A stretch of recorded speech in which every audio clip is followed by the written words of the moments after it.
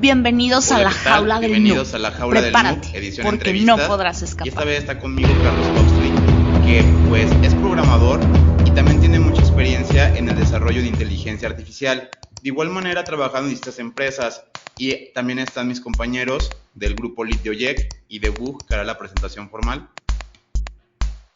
Hola, ¿qué tal? Soy de Bugsec y el día de hoy tenemos de invitado especial a Carlos Toxtli, que es programador, emprendedor y especialista en inteligencia artificial.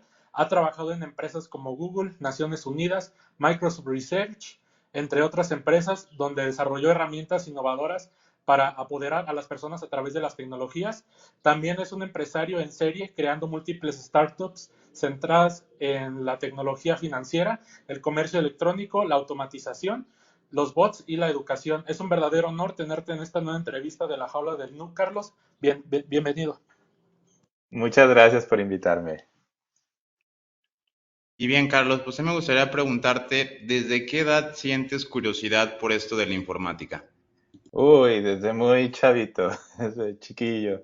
Pues empecé ahí, más con cosas analógicas porque me gustaba componer música.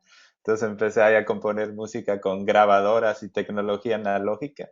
Y ya después me di cuenta que la computadora se podía usar para eso. Entonces, mi primer acercamiento fue más usar la computadora para componer música y ya después de ahí le agarré cariño, ya más o menos entrados los 16, 17 años y ya de ahí me arranqué.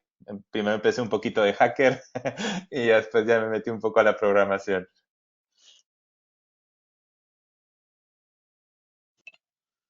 Eh, ¿De qué manera es posible implementar la detección de fraude para poder detectar las transacciones maliciosas?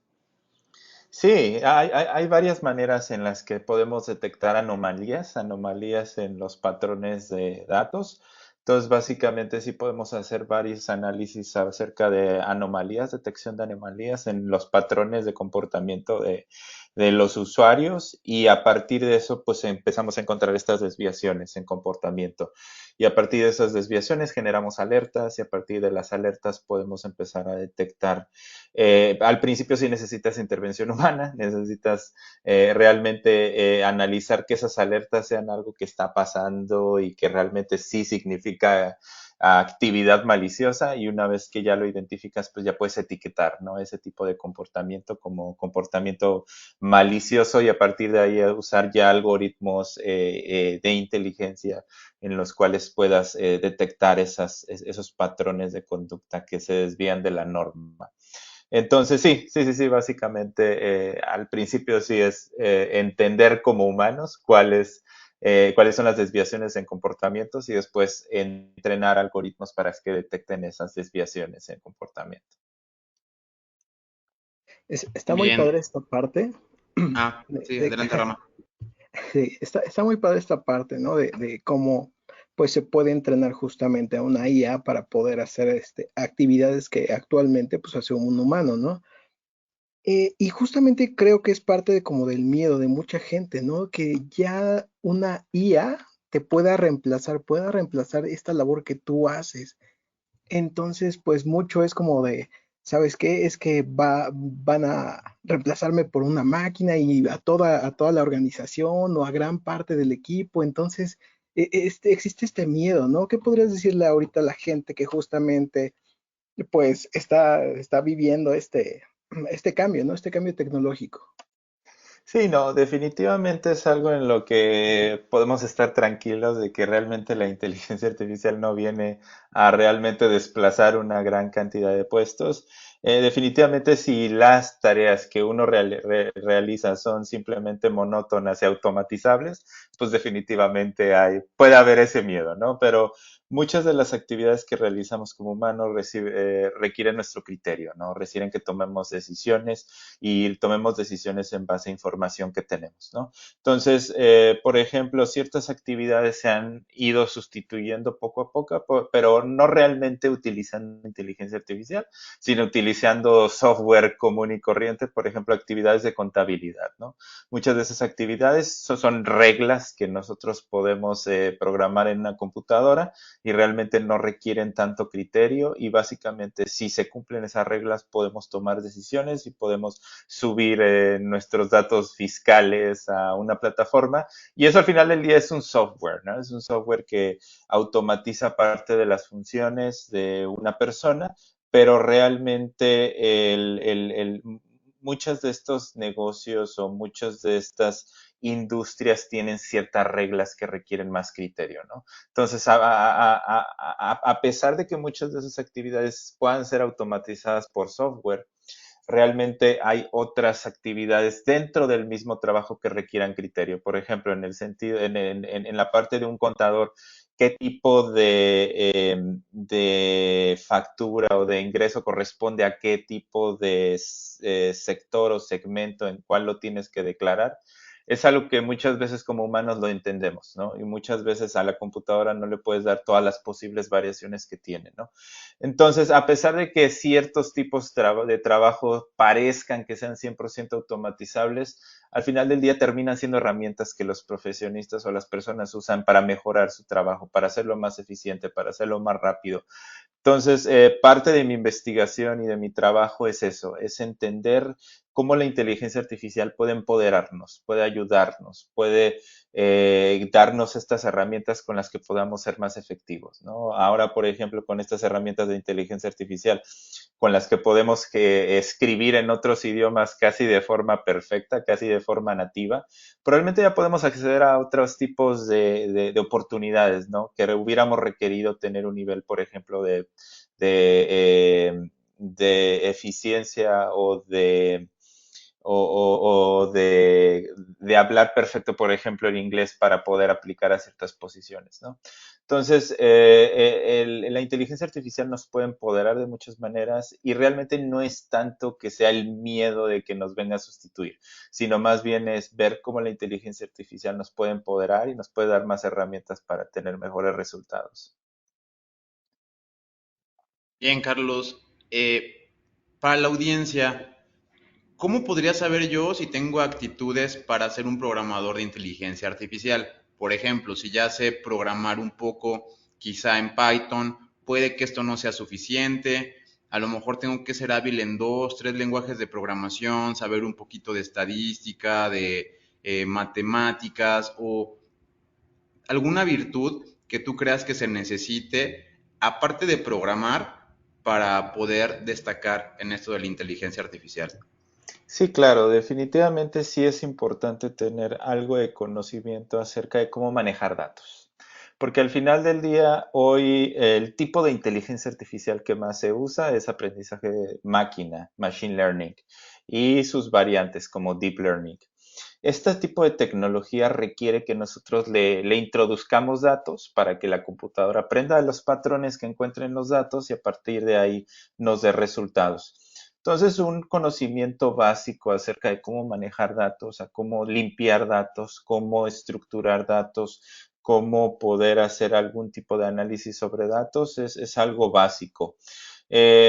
Por supuesto, saber programación. Sí es importante también tener algunas nociones de estadística, que si nosotros vemos datos podamos tomar decisiones a partir de ahí, podamos procesarlos, podemos detectar si la diferencia que estamos viendo ahí es significativa, si no es significativa, que nosotros podamos entender la naturaleza de los datos, eso es importante.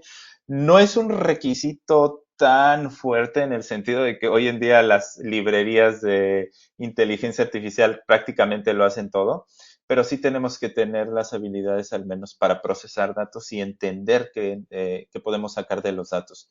El otro punto también importante es definitivamente un gran componente de la inteligencia artificial no es solo saber usar las librerías, sino saber que con los datos que le estamos introduciendo va a aprender, ¿no? Y por eso también necesitamos saber un poco de manejo de datos. Manejo de datos me refiero a saber, pues realmente estructurar datos en Excel, incluso en CSVs, en base de datos, en SQL, es importante porque a partir de ahí podemos nosotros identificar si nosotros como humanos podemos detectar patrones o necesitamos refinar los datos un poquito más para extraer las características que son más importantes que los algoritmos puedan tomar en cuenta para aprender a partir de ahí. Definitivamente hay muchas cosas que es bueno saberlas, por ejemplo, saber algo de matemáticas, saber un poquito de los principios básicos de cómo funciona la inteligencia artificial es importante porque nos puede dar una idea más completa, nos puede dar un panorama de realmente qué están haciendo los algoritmos y si fallan, tratar de entender por qué y tratar de entender que son máquinas que, pues bueno, básicamente tratan de encontrar funciones y adaptar funciones para ajustar a los resultados y entre más se ajusten, más predecibles son, pero entre más se ajusten, menos generalizables son. Entonces, entender esos conceptos, entender desde el punto de vista matemático realmente qué está haciendo, pero pues tampoco es como tan necesario. Hoy en día también está algoritmos de AutoML, que es Auto Machine Learning, que realmente nosotros le damos solo los datos y la máquina ve cómo aprende, ¿no? Realmente ni siquiera le decimos qué algoritmo de inteligencia artificial queremos usar. La máquina trata de encontrar cuál es la mejor tecnología, el mejor algoritmo, el mejor modelo que se puede entrenar y a partir de ahí da los mejores resultados. Entonces, digamos que lo básico sería saber Python, por supuesto. Diría otros lenguajes, pero hoy en día ya son muy poco representados en inteligencia artificial. Realmente sabiendo Python, JavaScript para poder implementarlo y también tener JavaScript, algo de AI en el browser, también es importante saber un poquito de JavaScript.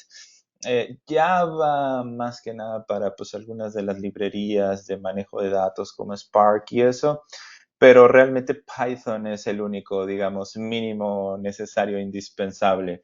Y sí, básicamente conocer un poquito los principios básicos de Machine Learning. Y aquí sí invitaría a la gente que se quiera meter de lleno en que sí empiece por los conceptos de Machine Learning y después se vaya a los conceptos de Deep Learning porque muchas veces pues Deep Learning es muy atractivo en todo lo que puede hacer y es muy poderoso, pero también necesitas máquinas muy poderosas, ¿no?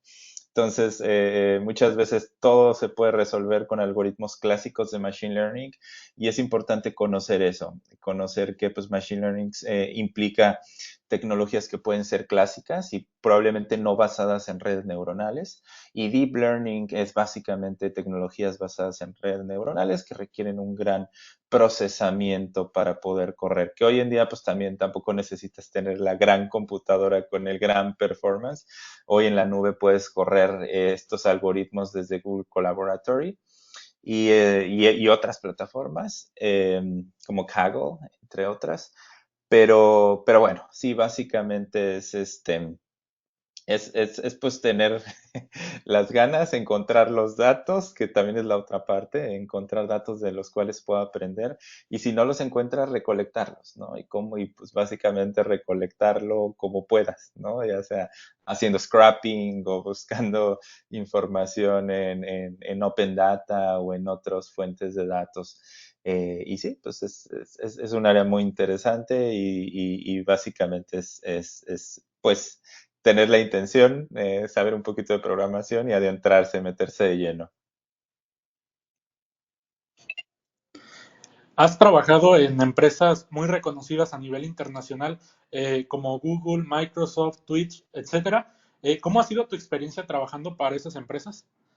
Sí, no, ha sido fascinante, ha sido maravilloso realmente el poder que tienes en esas empresas por el nivel de datos que tienes es impresionante. Obviamente en Google, pues sí, pues tienes la información del mundo, literal, toda la información del mundo. Y lo que puedes hacer es enorme. Y también en esas empresas es muy interesante trabajar no solo por el aspecto, bueno, pues obviamente tienes buena paga, en la otra parte es que pues también tienes comida rica y gratis en Google, que es uno de los grandes atractivos. Mucha de la gente pues sube unos kilitos el primer mes.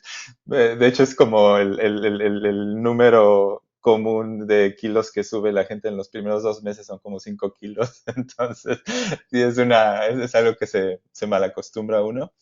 Pero sí, básicamente el poder tener ese grado de responsabilidad de poder generar este tipo de producto que van a correr a nivel mundial, pues es interesante, pero también es interesante la parte de prepararse para entrar a estas compañías, ¿no? Para entrar en estas compañías, pues sí necesitas ser bueno en dos cosas nada más.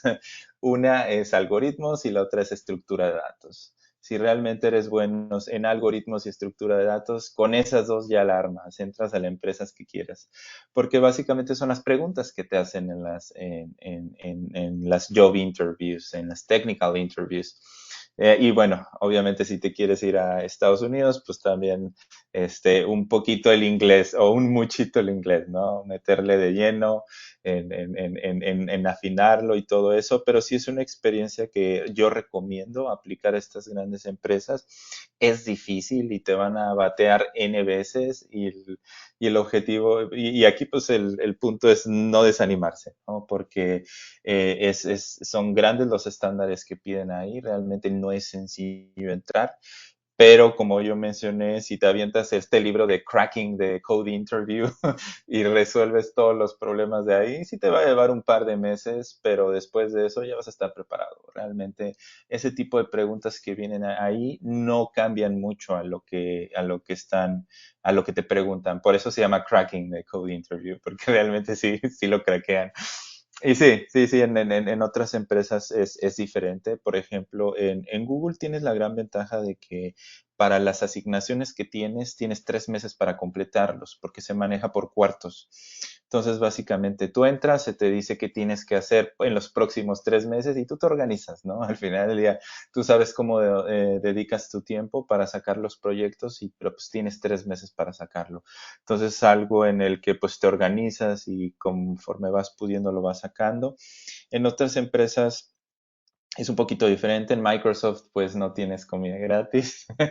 Tienes nada más café, té y cositas así, pero también está muy interesante el ritmo de trabajo. También es muy abierto el que tú puedes proponer sobre proyectos. Es una experiencia bien bonita. También Microsoft lo recomiendo. También estuve en Snapchat. En Snapchat también es bien interesante cuando ahí haces procesamiento sobre bueno, en Microsoft y en Google también haces procesamiento sobre grandes volúmenes de información. Pero en Snapchat, en específico este tipo de redes sociales, realmente puedes entender los comportamientos de las personas, ¿no? Ahí, por ejemplo, hice un estudio de entender cómo reaccionamos cuando cambia el nivel de batería de nuestros celulares, ¿no? Entonces es muy interesante porque conforme se te va acabando la batería, pues llega un cierto nivel de ansiedad o estrés, ¿no? Entonces detectamos comportamientos muy interesantes de cuando te llegan estas alertas del sistema operativo desde que se te está acabando la batería. Realmente la gente toma acciones extremas cuando ves que se te está acabando la batería. O sea, sí realmente cortas el uso o lo pones a cargar o cierras la aplicación. Realmente sí reaccionamos fuerte ante las alertas de batería, pero bueno, ese es un ejemplo. Pero es muy interesante manejar información a nivel terabytes, que es algo que pues es complicado, porque de hecho me gusta esta explicación de Big Data acerca de que Big Data es cuando la cantidad de información que tienes no cabe en la memoria RAM. Eso, a partir de ahí empieza Big Data. ¿Por qué? Porque necesitas usar otro tipo de herramientas, porque no puedes subir solo toda memoria y procesarlo desde memoria. Necesitas utilizar otros tipos de herramientas.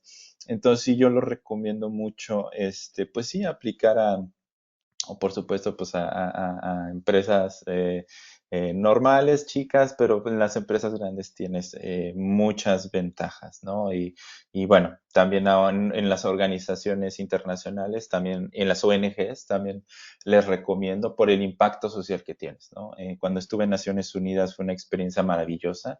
Realmente el saber que puedes utilizar, pues, tus habilidades de programación o de seguridad o lo que manejes para realmente un beneficio a la humanidad, para tener tener impacto a nivel nacional o mundial es muy, muy, muy reconfortante. Es algo que realmente se siente bonito. Y independientemente, pues el trabajo que tengas ahí, realmente el saber que tienes un impacto social es importante.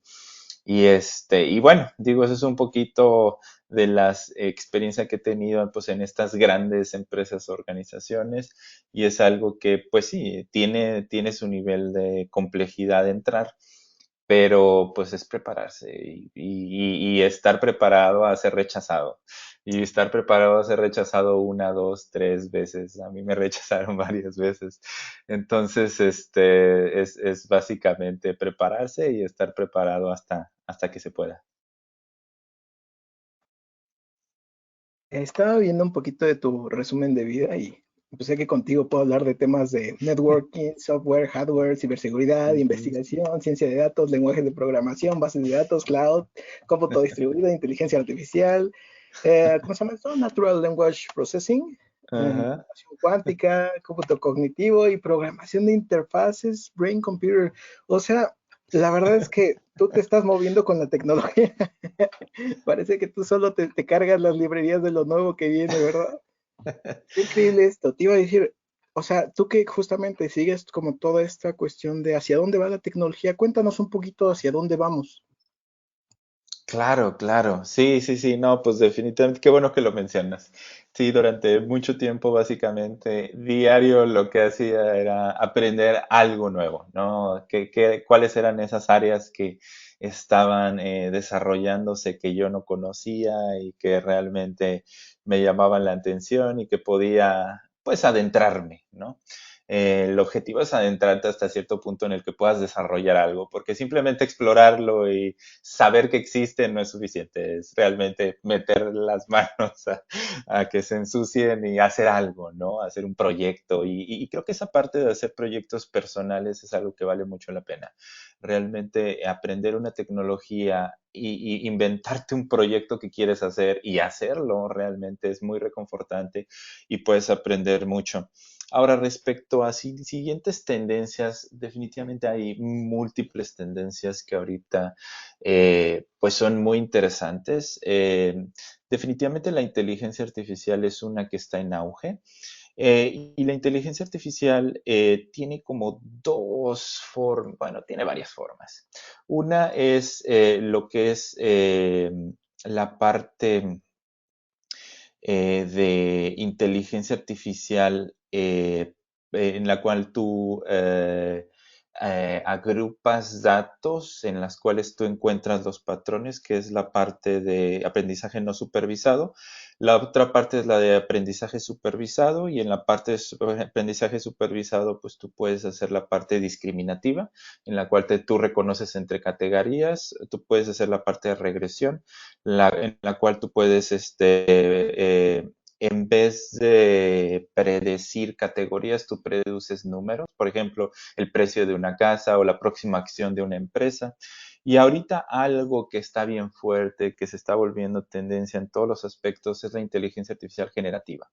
La inteligencia artificial generativa pues está en muchos sabores, ¿no? Está en el sabor de generar imágenes, puedes generar texto, puedes generar audio, y en lo particular, creo que esta parte de generar contenido, que la inteligencia artificial lo está haciendo casi como los humanos, es algo que está siendo tendencia muy fuerte y bueno, tiene muchas aplicaciones, ¿no? Por ejemplo, el generar imágenes a través de una descripción, ¿no? Tú puedes decir, yo quiero una imagen en que salga un perro y salga corriendo en una vereda, ¿no? Y la inteligencia artificial te la puede generar, ¿no? Obviamente necesitas un gran volumen de datos y necesitas entrenarlo, pero muchos de esas librerías para entrenar esos algoritmos ya están disponibles, ¿no? Entonces, básicamente es utilizar tanto las datasets que existen como las tecnologías para generar. En la parte de música, a mí me gusta mucho generar música a través de inteligencia artificial y es algo que también pues es como tendencia, ¿no? Cómo realmente tú generas estos contenidos multimedia automático que se adapte a lo que estás viendo, ¿no? Que se adapte al tipo de género que quieres producir, etcétera. Por ejemplo, ahí generé una herramienta que se llama Home to Song, en la cual tú cantas algo y te genera todo el acompañamiento por ti, ¿no? Básicamente, ya tienes básicamente el acompañamiento de tu canción que quieres automáticamente generado, ¿no? Ahí pues ya utiliza redes neuronales recurrentes, que es algo que se utiliza mucho para eso. Google está muy fuerte, tiene Google Magenta, que es una herramienta para generar música y, bueno, generar patrones musicales en la que la puedes empezar a usar y generar soluciones a través de eso. Y bueno, creo que en la parte de inteligencia artificial sí es mucho la parte generativa que está en auge. En otras áreas, pues sí, hay mucha tecnología que básicamente algo que se llama inteligencia artificial in the edge, que es básicamente en los dispositivos. Ahorita es una de las tendencias que los dispositivos móviles ya puedan procesar herramientas de inteligencia artificial y dar resultados sin tener que ir a la nube, que puedan funcionar offline y que se puedan coordinar los dispositivos entre ellos y puedan utilizar aprendizaje distribuido, aprendizaje federado. Esa es otra tendencia, que básicamente ya no tengamos que ir a servidores a mandarles nuestra información y que ellos lo procesen, sino que podamos tener redes distribuidas en las cuales se puedan distintos computadores entrenar modelos de forma descentralizada y tener sistemas de recomendación descentralizado y que tú no le tengas que dar tu información a las grandes empresas, sino puedas tomar decisiones desde modelos descentralizados. Eso es algo que está pegando fuerte y ahorita es parte de mis temas de investigación. ¿Qué pasa si los trabajadores de plataformas en línea no dependen de las tareas que le manden las plataformas, sino ellos deciden cuáles tareas hacer y decidir cuáles tareas les generan más dinero y cómo los trabajadores pueden ganar más dinero a través de tomar decisiones descentralizadas? Es ahorita parte del trabajo que estoy haciendo de investigación y es un área muy fuerte, es un área que ahorita básicamente es reducir las diferencias de poder entre las plataformas. Hoy en día algo que tenemos es que los jefes ya no son siempre humanos, a veces ya los jefes son algoritmos, ¿no? Y en trabajo en línea, por ejemplo, en plataformas de crowdsourcing, en la cual puedes trabajar en tareas pequeñas, realmente los algoritmos son los que distribuyen el trabajo. Entonces, muchas veces cuando los algoritmos son los jefes, realmente se generan muchos fenómenos, ¿no? Se genera lo que es la discriminación algorítmica, la crueldad algorítmica, que muchas veces si nosotros como humanos tomamos una decisión y discriminamos a otra persona, es cruel, ¿no? Como humano, pero si un algoritmo lo hace, pues no es cruel, ¿no? Pareciera que no, pero sí lo es. Entonces, por eso ahorita otro tema que es tendencia es ethical AI, como la ética, cómo metes principios éticos en la inteligencia artificial, cómo haces la inteligencia artificial más explicable, cómo haces la inteligencia artificial más transparente, cómo haces la inteligencia artificial más justa. Entonces, eso es un área ahorita de conocimiento interdisciplinaria. Bueno, y esto ha surgido porque pues grandes empresas han perdido mucho dinero porque los algoritmos han estado haciendo cosas que son injustas, ¿no? Cosas que son, y muchas lo hemos visto, mucho de esto lo hemos visto incluso en cosas públicas que se han filtrado. Recuerdo uno de estos eventos en el que Google mostró su sistema en el que organizaba fotos automáticamente, creo que era Google Fotos, y fue una presentación pública en el que organizaron fotos de chimpancés o monos y pues puso una persona de color ahí, ¿no? Y salió en vivo, ¿no? Lo vio el público, ¿no? O sea, realmente cómo la inteligencia artificial puede tener sesgos y cómo podemos reducir esos sesgos, cómo podemos reducir este bias en inglés. Y sí, esos son algunos temas que al menos en inteligencia artificial están muy fuertes y realmente van a producir muchos cambios y van a generar una inteligencia artificial en la que podamos confiar Y si podemos confiar en la inteligencia artificial, pues ahora sí podemos automatizar todo, ¿no? Y realmente por eso, pues los autos que se manejan solos, pues no están ahorita en las calles, ¿no? Porque pues, ya atropellaron a alguien, ¿no? Y necesitan volverse a ganar nuestra confianza, ¿no? Y volverse a ganar nuestra confianza es trabajar en estas áreas en las que podamos tener algoritmos de inteligencia artificial más justos. Bien, Carlos, pues he visto que últimamente, precisamente quiero amarrar un poco el debate con esto último que acabas de comentar. Han salido muchos libros, yo disfruto mucho de la lectura. Hay uno que se llama Weapons of Mass Destruction. Ha habido otros como Zero Count Day, así que de que el mundo se va a acabar, de que los hackers pueden, pues precisamente ya nos están como preparando, adelantando un poquito para las cuestiones de guerra cibernética, cyber warfare y todo eso, pero hay una tangente muy fuerte con la inteligencia artificial.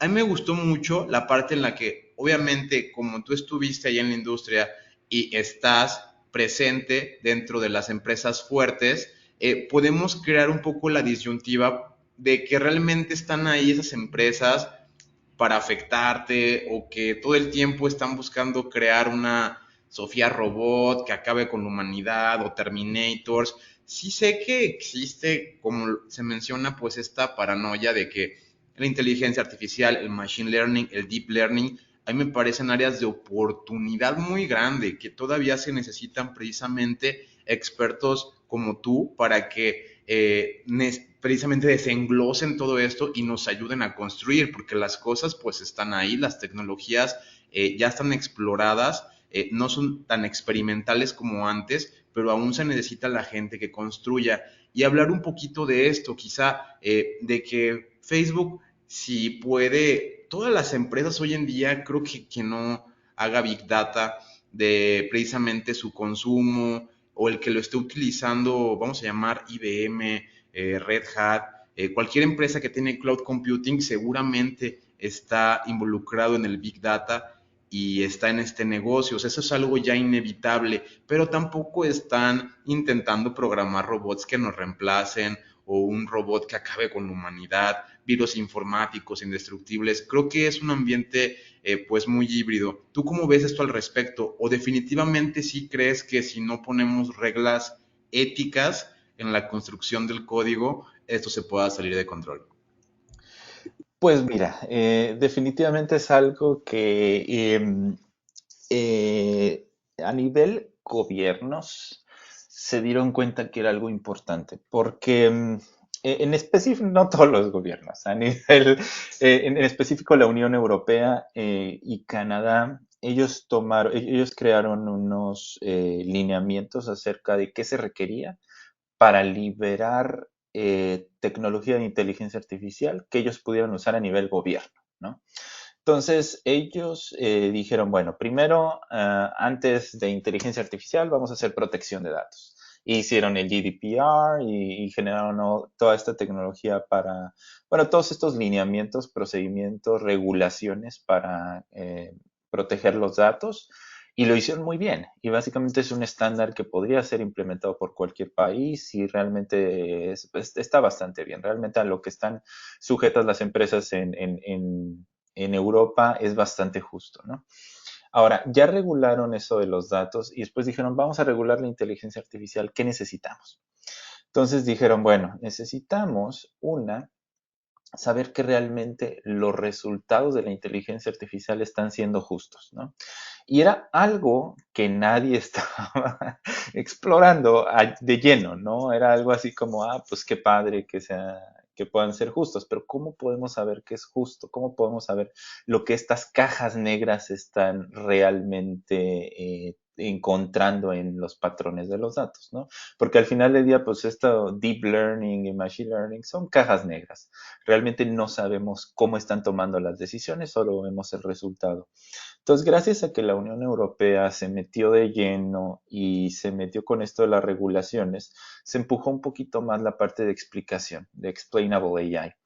Entonces, básicamente, entender estas máquinas, cómo estaban tomando las decisiones y cuáles eran los resultados, y si esos resultados venían a través de algo que aprendieron en los datos, ¿no? Entonces nosotros lo vimos con estas primeras inteligencias artificiales que generaban texto pues tipo nazi, ¿no? O sea, que eran comentarios de hate, de odio, ¿no? Y después de que dejaban estas inteligencias artificiales que eran chatbots, después de que aprendían de los humanos dentro de unas horas, ya eran nazis, ¿no? Ya tenían estos mensajes de odio. Entonces se dieron cuenta que el sesgo era muy grande si dejaban que el aprendizaje fuera así de abierto, ¿no? Porque sí es un riesgo. Entonces lo que empezaron a hacer es, ya con estos modelos más grandes de texto, se llaman transformers, estos modelos que revolucionaron el aprendizaje natural del lenguaje, primero lo que hicieron era entrenarlo con todo el texto que pudieron del mundo, ¿no? De toda la información de Internet.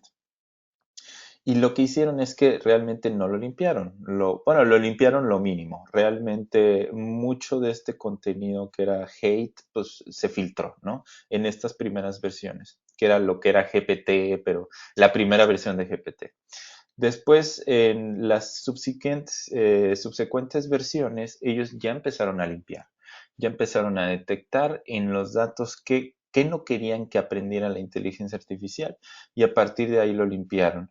Hoy en día los algoritmos de generación de texto ya son mucho más justos, ya quitaron mucho de esos sesgos y fue trabajo pues manual, ni siquiera fue automático, trabajo manual en el cual se dieron cuenta que no querían que estuviera dentro de los datos pues lo limpiaron, ¿no? Entonces, eso fue un trabajo en el que, como los gobiernos ya pedían regulaciones en las cuales tú explicaras que estaba aprendiendo el algoritmo, se empezaron a meter estas medidas, estos controles. Hoy en día les puedo decir que muchos de los algoritmos probados que han salido de estas grandes empresas ya son algoritmos más justos. Realmente ya no son tan erráticos como lo eran hace 2, 3 años, ¿no? Ya realmente estas regulaciones de Ethical AI, estas regulaciones de AI Fairness, de todos estos trabajos que ha habido desde la parte de las empresas y la academia, es algo que ya se ha puesto en marcha para que los resultados hoy en día ya sean mucho mejores. Entonces, algo que les puedo decir es que ya a todos los niveles, sobre todo estos algoritmos que vienen estos modelos que vienen de las grandes empresas, que solo ellos tienen ese nivel de datos y solo ellos pueden generar algo tan poderoso, porque pues ellos tienen ese nivel de datos, ya son resultados más elaborados, más trabajados, más limpios. Y hoy en día ya podemos confiar un poco más, ¿no? Y eso es otra parte de la inteligencia artificial que hoy en día está muy fuerte, que es Trustworthy AI, que es AI confiable, ¿no? La inteligencia artificial confiable es una tendencia, es un área de estudio. De hecho, bueno, yo actualmente soy, acabo de obtener una plaza de docente investigador y parte de mi trabajo para conducir investigación en los próximos años es cómo hacemos que la inteligencia artificial sea realmente confiable, ¿no? Y mucha de esta confiabilidad es en esta parte de reducir sesgos. Y mucho de esto ya está muy trabajado y definitivamente vamos a ver resultados mucho más en los cuales podamos confiar para que ya podamos usar esta tecnología en el día a día. Pero, por supuesto, va a haber otros actores que no utilizan estos modelos confiables y que ellos entrenen modelos que aún no sean confiables y que pueda haber problemas, ¿no? La idea es que poco a poco estas tecnologías estén permeando en todos lados, pero es algo que lleva tiempo. Ahorita las empresas grandes son las que ya se están ajustando, pero las empresas chicas o otro tipo de actores malintencionados puede que no se quieran alinear y puede que hagan cierto tipo de tecnología que pueda no ser confiable, pero al menos las empresas grandes ahorita están alineándose. Entonces podemos pensar que este futuro distópico no pasará al menos de las grandes empresas o al menos no tan extremo. Híjole, algo que a uno lo pone mucho de nervios son las entrevistas de trabajo. Pero ¿cómo son las entrevistas de trabajo en esas grandes empresas? Sí, no. Sí, las entrevistas de trabajo se ponen buenas. Miren, la primera, bueno, ahí les voy a pasar unos tips. El primer tip es que tu currículum tiene que ser muy llamativo. Tu currículum tiene que ser llamativo no en tus estudios, sino en tus proyectos. Entonces, en los proyectos que tengas es básicamente trabajarlos, mostrarlos, mostrar las tecnologías que utilizaste, mostrar los frameworks que utilizaste y básicamente tener un gran nivel de detalle en los proyectos que has hecho en tu currículum. No importa si tienes carrera o no tienes carrera o etc. Al final del día sí conozco varias personas que han entrado sin carrera, ¿no? O sea, al final del día, con mostrar que tienes un nivel en proyectos grande, eso te va a ayudar a que te llamen, porque el primer paso es que te llamen. Ellos reciben miles de currículums y si el tuyo no destaca por tus proyectos, por tu experiencia, y esos proyectos no realmente tienen que ser proyectos en empresas que has trabajado, realmente pueden ser proyectos personales. Mi currículum está lleno de proyectos personales. Entonces, eso les llama mucho la atención y con eso te llaman, ¿no? Una vez que te llaman es una entrevista muy sencilla, te hacen una pregunta, casi siempre son operaciones sobre matrices y ese tipo de cosas. Entonces, en la primera es nada más, pues no ponerse nervioso, ¿no? O sea, al final del día enfocarte en lo que tienes que contestar y ya. Son operaciones bien sencillas que básicamente, pues si te lo dicen en un ambiente que no es de estrés, seguramente lo sacas bien. Entonces, nada más es estar preparado para el estrés. Ahora, una vez que pasas esa entrevista, ya te llaman a la de sitio. En la de sitio son 5 entrevistas en pizarrón. Se ponen bien buenas.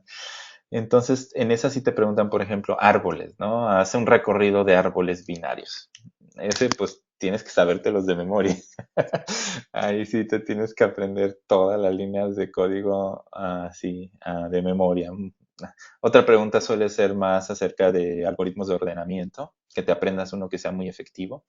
Y las otras tres varían, ¿no? O sea, al final del día, siempre varían todas las preguntas, pero las clásicas es el árbol y los algoritmos de ordenamiento. Esas dos son clásicas. Y las otras ya son un poquito más de grafos o ese tipo de estructura de datos. Pero como les comenté, con que sepas un poquito de algoritmos y estructura de datos, ya con eso la armas. Eso en las empresas de Big Tech, pues se utiliza y está muy interesante. En Naciones Unidas es un poquito más que conozcas de los proyectos y digas cuál es el impacto que puedes tener en los proyectos y además pues, que tengas el conocimiento técnico, ¿no? Entonces, ahí sí necesitas un poquito más como justificar la parte humanitaria, o sea, realmente que entiendes cómo colaborar con grupos multidisciplinarios, cómo trabajar con gente de sociología, de humanidades y, bueno, entender un poquito los conceptos de colaborar con humanidades. Y otro tipo de entrevista que también les recomiendo, que es por ejemplo las de academia. Las de academia es encontrar una plaza de investigador. Esas son las más complicadas que he visto. En ese tipo de entrevistas, primero aplican por cada puesto entre 150 y 1000 doctores. Ahí no estás compitiendo contra Juanito, ahí estás compitiendo contra puro doctor. Y de esos doctores eligen solo a 5 para entrevista por teléfono.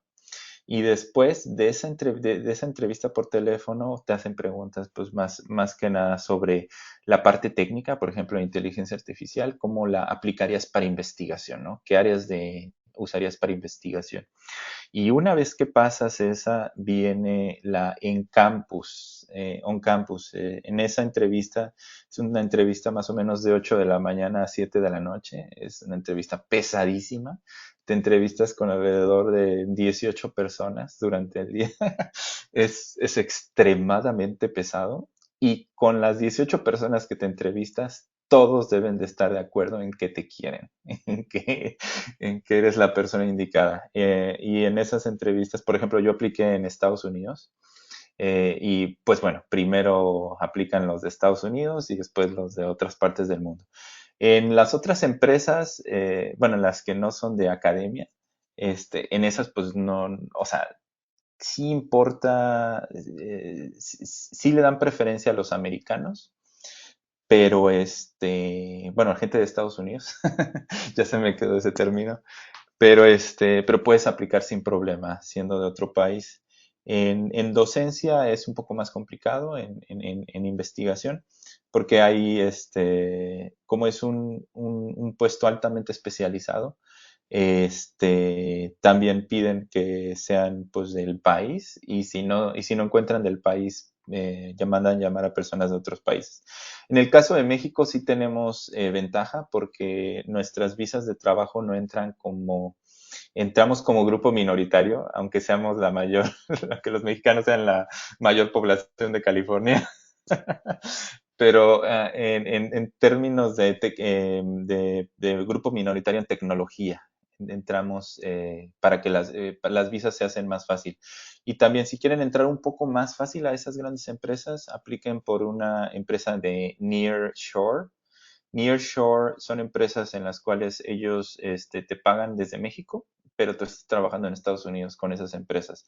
Obviamente no tienes el mismo sueldo, pero pues una vez que ya estás unos añitos allá en estas grandes empresas, ya entrevistas directamente con ellos y ya ahora sí te contratan ellos y te pagan ellos. Pero sí, sí, probablemente lo más fácil sea entrar por un nearshore, ese tipo de empresas en las que es un poquito más rápido y fácil. Hace unos pocos días escuché, bueno, no escuché, leí una noticia. Sí, porque casi escuchar ese tipo de noticias no es muy común. Hablaba de una inteligencia artificial que había desarrollado en 6 horas 40.000 armas químicas, ¿no? Y ya me metí a revisar y resulta que fue como una farmacéutica que estaba haciendo la investigación justamente de como para probar estos cosas que potencialmente, moléculas que podrían ser potencialmente medicamentos, ¿no? Y ver cuáles podrían ser dañinos y no. Y la cosa es que utilizaban inteligencia artificial para poder predecir. Y pues que el estudio como que no le salió muy bien porque lo que hizo la inteligencia artificial fue desarrollar pues estas 40.000 versiones de armas químicas que pues serían más letales que incluso las conocidas, ¿no? Y pues empezó ahí como la nota roja, ¿no? De no, pues es que cualquier persona con conocimientos básicos en programación podría hacer esto y tendríamos ahí, o sea, y de verdad, ¿cómo empieza esta como pequeña cadenita de malinformación o desinformación y acaba en algo tan terrible que la gente ya le da miedo, ¿no? Por ejemplo, ese tipo de cosas de, no, es que la inteligencia artificial nos va a llevar al caos, nos va a llevar a la muerte, entonces justamente otra vez quiero como tocar ese tema, ¿no? O sea, porque bueno, ya si ves la noticia, pues ya hasta abajo, ¿no? Hasta el último te dice, no, pues eso es lo que dijo la inteligencia artificial, pero pues todavía falta como la cuestión de sintetizarlo, ¿no? Que se pueda sintetizar realmente, pues es otra cosa, ¿no? Pero justamente, ¿cuál crees tú que es esta como motivación no sé, esto que nos están llevando de tenerle miedo justo a la inteligencia artificial? ¿Cuál es la razón detrás de todo esto? Sí, mira, ahí creo que tocas un ejemplo bien interesante porque al final del día son algoritmos de optimización, ¿no? Es un algoritmo que optimizas el resultado, el impacto, el fitness a nivel de esos componentes que estás evaluando en nuestro cuerpo. En el pasado hice también análisis bueno, generar medicinas a través de inteligencia artificial. Entonces, cuando generas eso, básicamente el valor tú lo quieres maximizar el grado de acoplamiento de los fármacos con las proteínas de nuestro cuerpo, con los aminoácidos, el RNA, y a partir de ahí tú puedes hacer este bounding lo más óptimo posible. Pero si te equivocas y si en vez de maximizarlo haces lo contrario, en vez de maximizar el bounding, tú minimizas el impacto, el efecto que pueda tener, realmente tú estás generando lo contrario, ¿no? O sea, es una equivocación que puedes tener y simplemente en vez de generar el fármaco que te va a hacer sentir mejor, vas a hacer el fármaco que te va a empeorar, ¿no? Entonces, al final del día, el mismo algoritmo que te sirve para hacer algo bueno, si te equivocaste, te sirve para hacer algo malo, ¿no? O sea, al final del día ni siquiera estamos hablando que haya sido alguien que lo haya hecho malintencionado, es el mismo algoritmo, simplemente le cambias la meta y es todo, ¿no?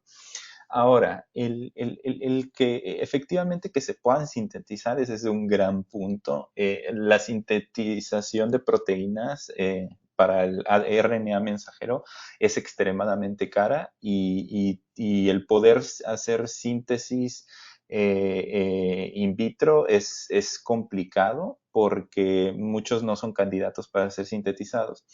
Entonces, cuando vas a entrar a un proceso tan caro para hacer una síntesis, es porque estás seguro de lo que vas a hacer, ¿no?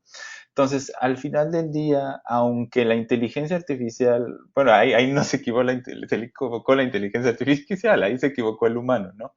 Aunque si el humano se equivocó y en ese momento que vas a hacer la síntesis es algo que te va a costar una fortuna y es algo que te detectas que realmente tuvo un grado de acoplación muy bajo, entonces es algo que lo puedes detener a tiempo, ¿no? Entonces, ese tipo de errores humanos pueden suceder y podemos tener resultados que no sean los que esperamos, pero al final del día las tecnologías que van a estar en nuestros hogares, en nuestras computadoras, en nuestros navegadores y se van a estar implementando, realmente suelen ser tecnologías que han sido probadas, ¿no? Que llevan más tiempo probándose y que realmente las primeras etapas en las que se liberan son etapas beta, ¿no? Y las etapas beta o alfa son etapas en las que no todos están invitados. Entonces, poder realmente tener riesgos con la inteligencia artificial es realmente cuando eres un beta tester, es cuando eres un alfa tester. Cuando ya llega la solución a tus manos como usuario final, ya es algo que realmente ya se probó en distintas etapas. Entonces es algo que ya se tuvo suficientes datos para poder haber sido entrenados mejor esos algoritmos. Entonces realmente no hay, mi mensaje es como no tener tanto miedo a eso. Realmente hay muchos mecanismos de mitigación en las cuales en etapas tempranas podemos reducir los riesgos de la inteligencia artificial y lo reducimos no porque seamos angelitos y porque queramos tener el algoritmo más probado, sino porque si queremos vender nuestro producto tiene que funcionar, ¿no? Y tiene que funcionar la mayor parte de las veces. Y si queremos que funcione, lo tenemos que probar y necesitamos tener usuarios beta. Entonces, mucho de esta tecnología que vamos a tener funcionando es tecnología en la que sí vamos a poder confiar. Entonces, no hay que tener mucho miedo. Bien, Carlos.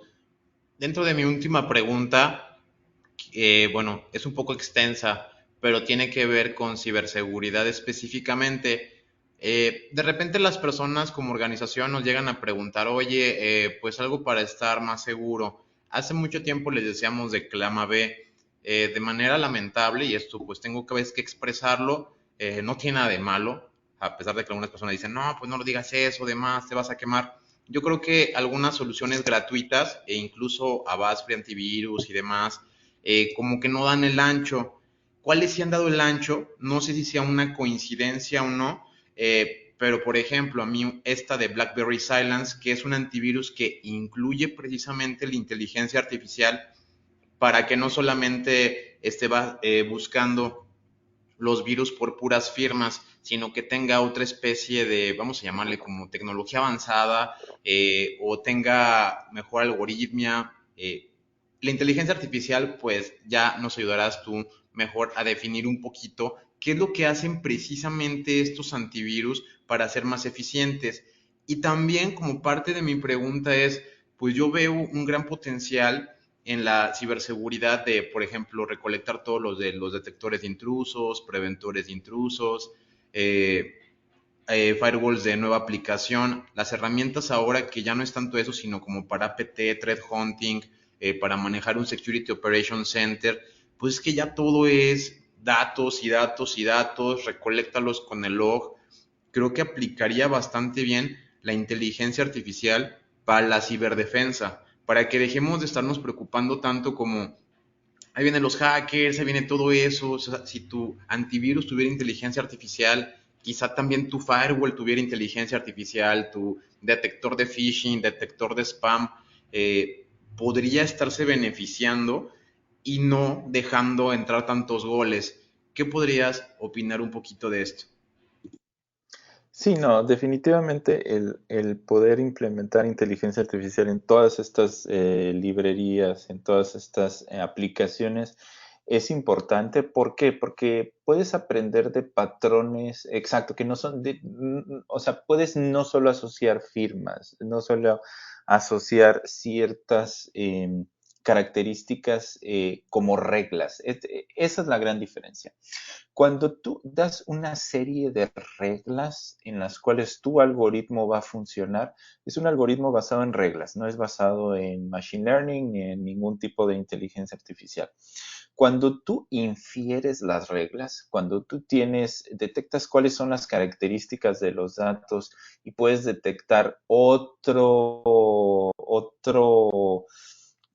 archivo o otra alerta que fue amenaza y que se detectó que fue después un virus, ¿qué tenían en común? Te puedes dar cuenta de eso y en base a encontrar, o sea, no encontrarlos manualmente qué tenían en común, sino a través de entrenamiento tú puedes detectar cuál es la cercanía de un comportamiento con otro comportamiento que fue inusual y a partir de ahí detectarlos.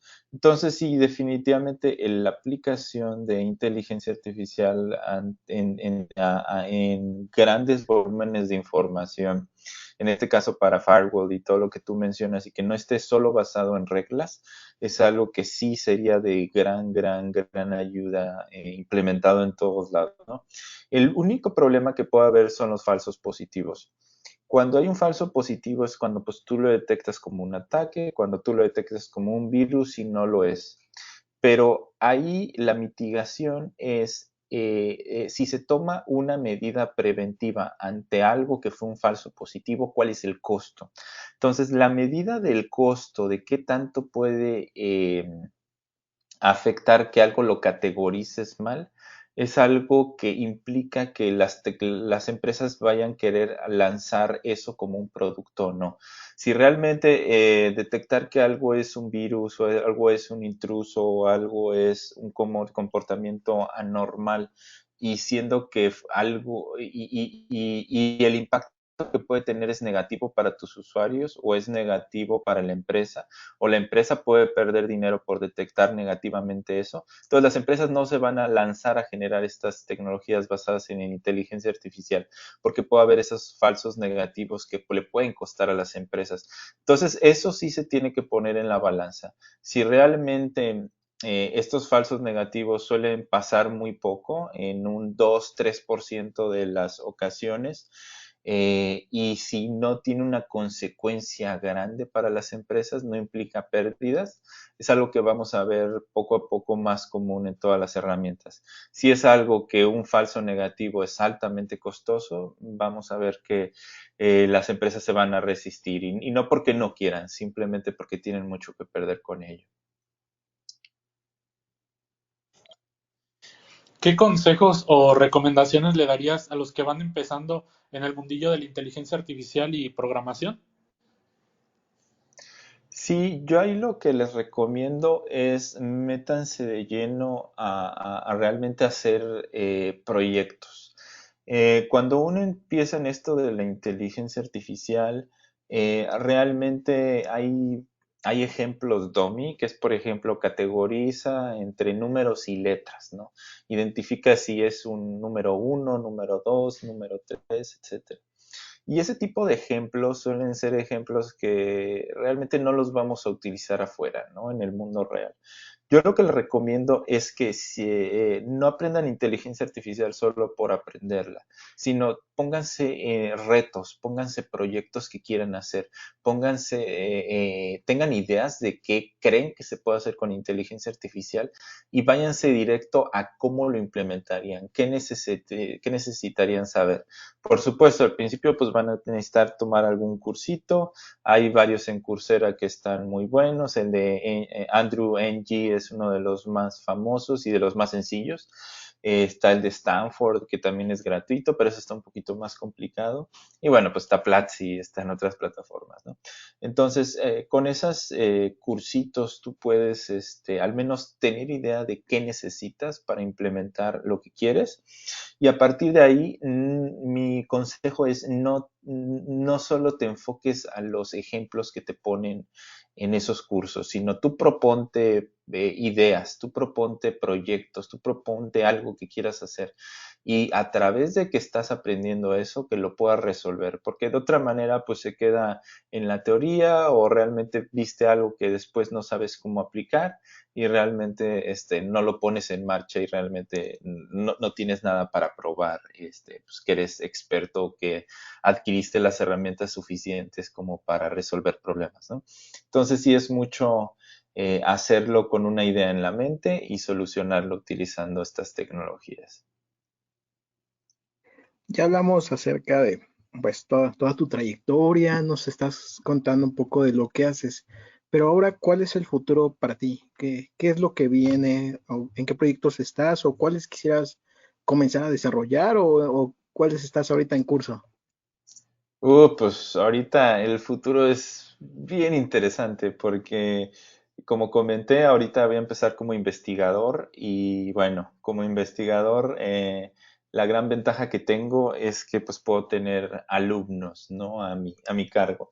Entonces, nada más como comercial, si a alguien le interesa hacer un doctorado en inteligencia artificial, ahorita estoy reclutando estudiantes de doctorado. No necesitan tener maestría, pueden ser estudiantes de licenciatura que si quieren pasar directo al doctorado, está bien. Mi área es empoderamiento humano a través de la inteligencia artificial. ¿Qué quiere decir eso? Que gente que aplique conmigo puede ser gente de humanidades, incluso pueden no saber programar, pero si saben programar es mejor, por lo mismo de que puedan hacer soluciones, ¿no? Obviamente si ya saben inteligencia artificial es un poco mejor, pero pues también si tienen ese interés de cómo empoderar a los humanos a través de inteligencia artificial es algo que ahorita voy a estar reclutando, todos los años voy a estar reclutando estudiantes, entonces nada más un comercial. Ahora, a partir de ahora me voy a enfocar mucho en ¿cómo podemos evaluar la inteligencia artificial para el mejoramiento de nuestras vidas? Por ejemplo, si nosotros queremos ganar más dinero y queremos utilizar inteligencia artificial para eso, ¿qué podemos hacer, no? Podemos usar herramientas que estén en nuestro navegador, que nos digan cuál es el próximo trabajo que podemos hacer en línea y a partir de ahí, pues, generar un ingreso en dólares que pueda ser suficiente para algunos países, ¿no? E incluso para Estados Unidos, que también, bueno, que básicamente los sueldos son 4 veces mayores que en promedio que en otros países. Em, También otra área es de empoderamiento, es por ejemplo, si nosotros queremos acceder a una plaza de trabajo, ¿no? Y queremos aplicar. ¿Qué tal si tenemos una inteligencia artificial que nos pueda capacitar, que nos pueda ayudar para obtener ese puesto de trabajo que queremos, ¿no? Y que realmente esa inteligencia artificial ya te dé los consejos más atinados y lo que necesitas para llegar, ¿no?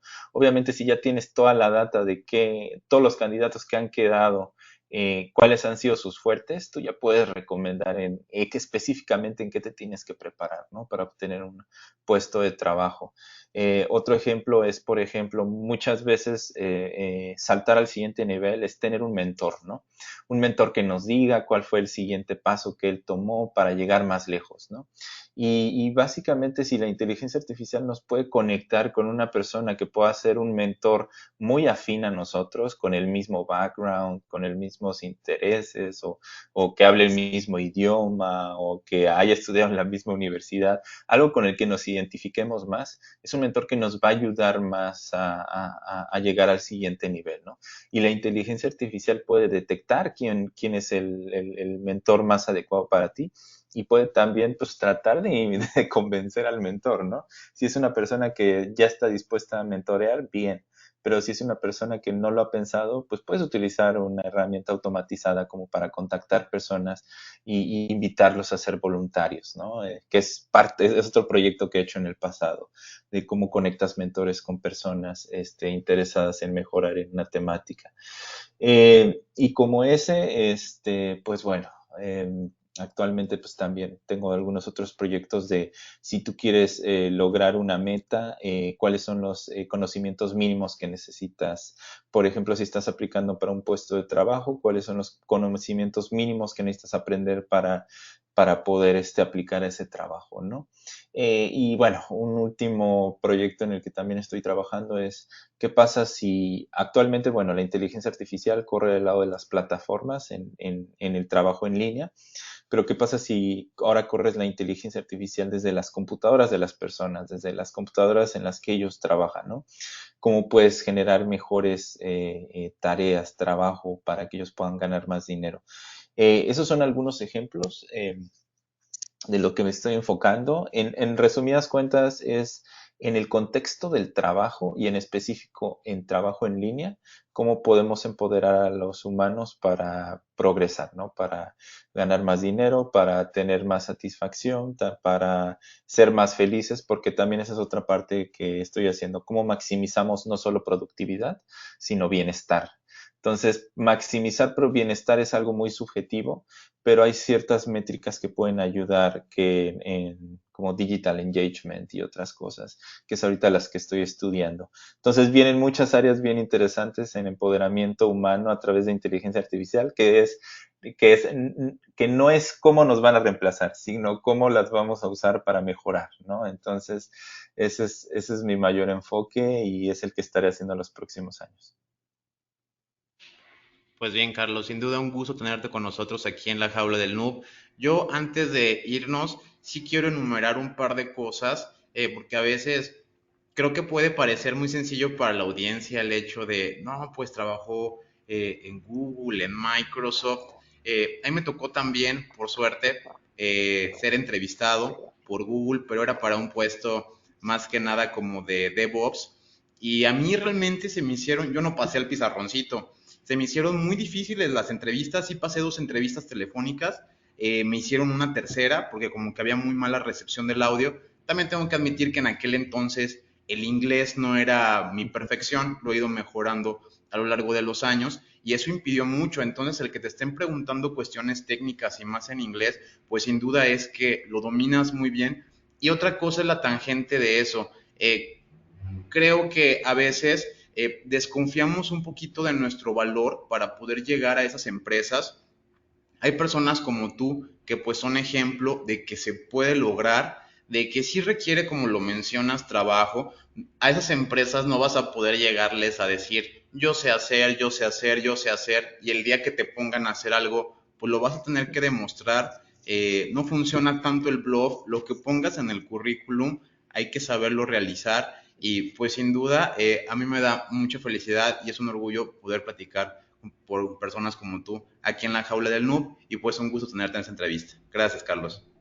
Muchísimas gracias por invitarme. Ha sido un placer. Ha sido un verdadero placer tenerte en esta nueva entrevista, Carlos. Muchísimas gracias por tu tiempo y por tus respuestas. Gracias a ustedes. Y muchas gracias por tu tiempo. La verdad es que estuvo muy, muy interesante. Disfruté mucho la entrevista. Muchas gracias. Igualmente, muchas gracias a todos. Y bien, esto fue La Jaula del Noob. Gracias por habernos acompañado. No te pierdas el próximo episodio. Recuerda darle like, suscribirte y compartir. Esto fue La Jaula del Noob. Sale mucho fake, que solo es un lamer y quiere joder, y no va